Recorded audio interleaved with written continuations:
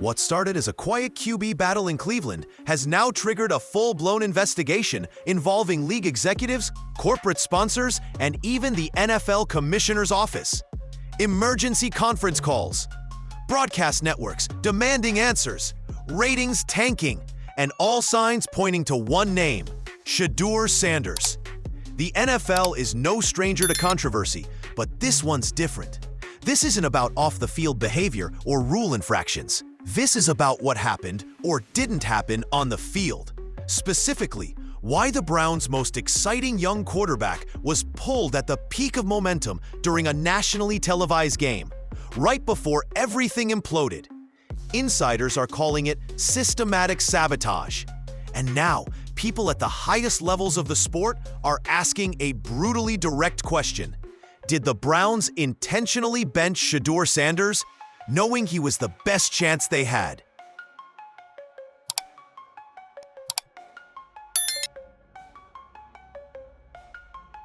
The Browns vs. Panthers game drew over 4.5 million viewers. The next matchup against the Rams? Barely 200,000 people stuck around to watch it fall apart. That's not viewer decline. That's a collapse. One so bad it triggered internal panic. According to sources, Browns head coach Kevin Stefanski pulled Shedeur without warning. During a high, this isn't just a quarterback controversy anymore. It's a crisis. Saturday night's Browns vs. Rams matchup wasn't just a loss. It was a disaster broadcast live to the entire nation, and it set off alarm bells all the way up to NFL headquarters. The numbers speak louder than any press conference ever could. Just 2 weeks ago, the Browns game against the Panthers pulled in over 4.5 million viewers, largely driven by the buzz around Shedeur Sanders. But during Saturday's game, less than 200,000 remained watching. That's not a dip, that's a free fall. It was so bad, network executives called emergency Sunday meetings with NFL officials.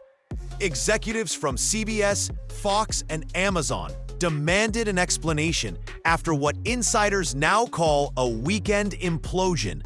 Why the panic? Because quarterbacks like Shedeur Sanders don't just generate hype, they drive revenue. His games trend, his highlights go viral, jerseys sell out, and most importantly, viewers show up. So when Sanders was benched mid-drive, red zone, during momentum, and viewers vanished within minutes, TV executives saw it for what it was: a coaching move that cost millions. League insiders now say that wasn't just a questionable substitution. It was the moment that forced the NFL to act. Because this wasn't about poor play. Sanders had shown command, precision, and was building real momentum. Then, inexplicably, he was pulled, and everything collapsed. Sponsors called it reckless. Broadcasters called it sabotage. League execs knew they couldn't let it slide. Now, the NFL is taking this internal dysfunction and turning it into something much bigger: an official investigation into whether the Browns are operating in good faith or protecting outdated loyalties at the expense of the league's future. It all started on the sideline.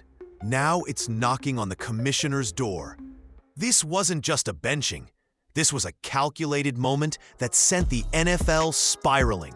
Shedeur Sanders had entered the game cold and still managed to light a spark. Paired with second-string receivers, behind a reworked defensive line, and under playoff-level pressure, he still led the Browns on a drive that looked like it was finally waking up a dead stadium and a flat broadcast. Every throw was on time, on target, and with command. Then, right as the offense reached the red zone, as momentum built, he vanished from the field. Coach Kevin Stefanski pulled him. Just like that. No explanation to the media. No timeout called. No injury. Just a quiet substitution that placed Dillon Gabriel behind center, and almost instantly, the spiral began. Gabriel, who hadn't been warming up, missed his first read, blew a protection check, and threw a drive-crushing interception. That one play ended Cleveland's first promising series and sent thousands of viewers scrambling for their remote. But the real eruption came after. Multiple eyewitnesses confirmed Shedeur immediately marched towards Stefanski on the sideline, visibly agitated. Coaches had to step in. The exchange didn't go viral yet, but insiders say it was heated. While the cameras followed Gabriel's struggles on the field, players on the bench were watching something else. Their quarterback pulled for no reason, demanding to know why. This wasn't poor play. This wasn't caution. It looked like control. And in the eyes of NFL executives, it looked like a direct attempt to bury a star they believe could carry the league's next generation. That one play stopped a touchdown drive. Now it might stop a coaching career. One bad substitution can be chalked up to conservative coaching. But a pattern? That's something else entirely. According to multiple reports, Saturday night wasn't the first time Kevin Stefanski made a move that raised eyebrows in the league office. Sources close to the Browns say Shedeur Sanders has repeatedly been kept out of critical game situations. Not because of performance, but because of pre-planned snap limits imposed by Stefanski himself. Here's the problem. Behind closed doors, ownership directives said the opposite. League investigators have already uncovered emails showing the Browns front office asking Stefanski to give Shedeur meaningful reps. Not token snaps, not garbage time, real opportunities.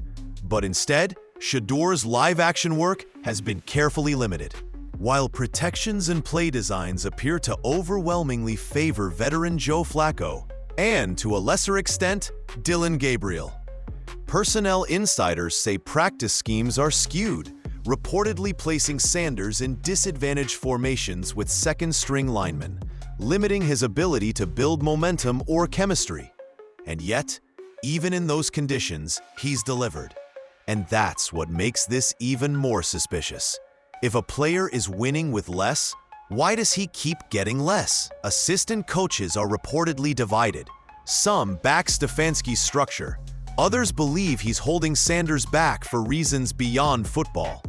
The more you look at each decision, from play calling to protection to reps, the harder it becomes to explain it all as coaching preference. The league sees it, the fans feel it, and the numbers back it up. So the question becomes unavoidable. Is Kevin Stefanski protecting his vets or protecting himself? This isn't just internal drama anymore. This is now an official NFL investigation, and it runs deeper than anyone expected.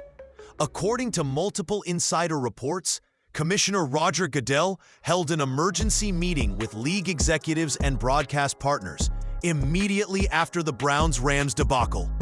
The goal? To determine whether coaching decisions in Cleveland are violating not just team integrity, but league-wide interests. Text messages, email threads, internal memos, all of it is now being pulled. Executives are reviewing everything from practice plan allocations to game rotation schedules, even going back to off-season communications between Stefanski and the Browns front office. The league isn't just looking for bad coaching. They're looking for signs of something more dangerous: intentional sabotage, contract tampering, and financial manipulation. It sounds dramatic, because it is. The NFL earns almost $18 billion per year from broadcast deals alone, and players like Shedeur Sanders represent future value the league cannot afford to bury. When one franchise's decisions start impacting league ratings, that's not just a team issue. It's a league crisis. Even more telling, sources confirm that footage from multiple games and practices is now under review. NFL operations personnel are analyzing snap counts, formations, protection calls, and quarterback usage data. No detail is too small. No explanation will be taken at face value. Because if the Browns are found guilty of deliberately sidelining their most marketable talent, the consequences won't just be internal. We're talking fines, suspensions, lost draft picks, and potentially the end of Kevin Stefanski's reign in Cleveland. This isn't speculation anymore. It's accountability. If you think this is just about ego or coach versus quarterback, you're missing the bigger picture. This controversy has crossed into the world that actually runs the NFL. Money. The NFL's $18 billion empire is fueled by one thing: engagement. That means ticket sales, jersey purchases, advertiser dollars, and above all, television ratings. Without them, the whole machine starts to break down. And that's exactly what's happening. Following Shedeur Sanders' removal against the Rams, viewer numbers went into freefall. A 4.5 million viewer audience dwindled to just over 200,000 in less than a quarter. Advertisers pulled scheduled ads from social media slots. Networks lost revenue on live spots. Several sponsors were reportedly furious, not because the Browns lost, but because the league's most talked about rookie didn't play. Sanders isn't just another young quarterback. He's a marketing juggernaut. His jersey sales dwarf the rest of the Browns roster. Every video, every clip, every soundbite generates clicks, eyeballs, and dollars. So when Shedeur is pulled mid-drive with no clarity, and when that move leads directly to ratings collapse, it's not bad coaching. It's a business threat. Now, networks like CBS and Fox are pressuring the league. Informal threats have been made. If Sanders isn't featured more, expect reduced primetime slots for Cleveland and less promotional support altogether. That's real leverage. And it's why the investigation is no longer just a probe, it's a warning. Either the Browns fix the problem internally, or the league will step in for them. While execs and analysts argue over game tape and ratings, something equally dangerous is boiling inside the Browns' own building. A divide in the locker room. Sources close to the team say position coaches are splintered, some backing Shedeur Sanders, some refusing to challenge Stefanski's decisions. Meeting rooms have grown tense. Reps are now scrutinized, and players, they're starting to choose sides. A number of veteran linemen are reportedly frustrated by the constant quarterback carousel. They want stability. They want leadership under center. And while some remain loyal to the process, others are openly questioning whether Stefanski's choices are hurting more than helping. Skilled position players, especially wide receivers and backs, are said to be privately favoring Shedeur, praising his timing, leadership, and the energy he brings into the huddle. They've seen what happens when he's on the field. But they also know bringing those feelings public could get them benched right alongside him. Meanwhile, defensive leaders are trying to stay neutral, but even they understand team chemistry doesn't survive when trust in leadership collapses. Inside the facility, every decision is now under a microscope. Practice rotations, sideline body language, even hallway conversations are being monitored or leaked. The focus isn't even on week 1 anymore. It's on damage control. And if things feel shaky now, just imagine what happens if the Browns lose the season opener while Shedeur watches from the bench. This quarterback controversy is no longer hypothetical. It's personal, it's emotional, and it's dividing a team that desperately needs unity.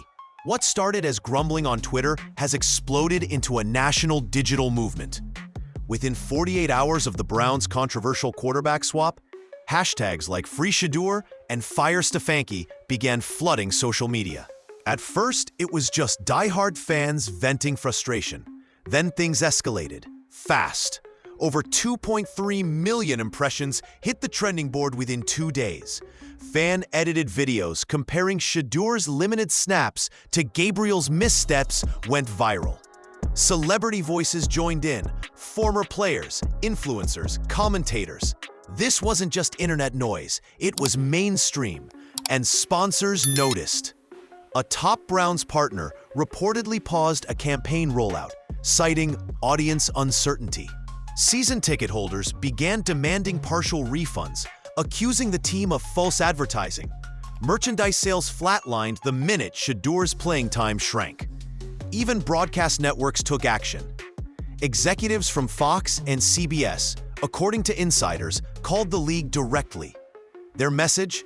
If Cleveland keeps benching one of the league's most marketable young players, their TV time will reflect it. Think about that.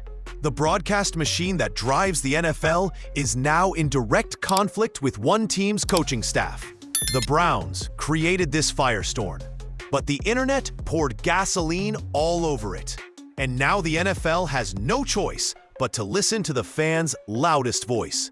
The one screaming from every corner of the league, "Play Shedeur." This is no longer internal politics. It's not just analysts talking. It's millions of fans demanding to be heard, and they're not logging off anytime soon. At this point, the Cleveland Browns don't just have a quarterback decision to make, they have a franchise-defining moment staring them in the face. The coaching staff is divided. The locker room is fractured. The fan base is on fire. TV networks are applying pressure, and the league itself is watching every move. And if the NFL's investigation uncovers hard evidence of internal sabotage, then what's currently viewed as dysfunction will quickly shift into scandal and punishment. It doesn't matter how safe any decision feels. In today's NFL, safe doesn't sell. Shedeur does. The Browns can either embrace what they've already built or watch it burn down from the inside. And when Week 1 kicks off, the entire league will have one question on its mind. Did Cleveland finally make the right decision before it was too late?